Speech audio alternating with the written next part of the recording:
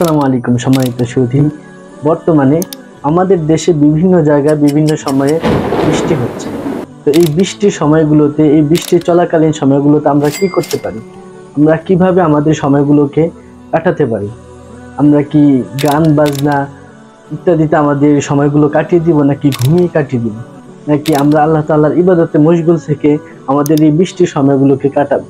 দেখুন, রাসূলুল্লাহ সাল্লাল্লাহু আলাইহি ওয়াসাল্লামের জমানায় যখন বৃষ্টি হতো, তখন রাসূলুল্লাহ সাল্লাল্লাহু আলাইহি ওয়াসাল্লাম এদিক থেকে ওইদিকে ছোটাছুটি করতেন। একদিন আম্মাজান আয়েশা রাদিয়াল্লাহু আনহা তাকে জিজ্ঞাসা করলেন যে, ইয়া রাসূলুল্লাহ, আপনি কেন এত ছোটাছুটি করছেন?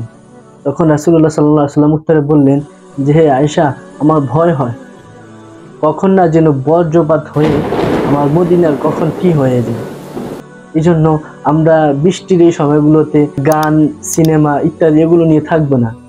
রাসূলুল্লাহ সাল্লাল্লাহু আলাইহি ওয়াসাল্লাম তার একটি হাদিসে বলেছেন যে দুটি সময় আল্লাহ তাআলা দোয়া কবুল করেন।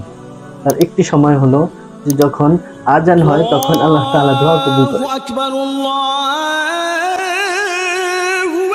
এবং দ্বিতীয় সময়টি হলো যখন বৃষ্টি হয়, অর্থাৎ বৃষ্টি চলাকালীন আল্লাহ তাআলা আমাদের দোয়া কবুল করে থাকেন।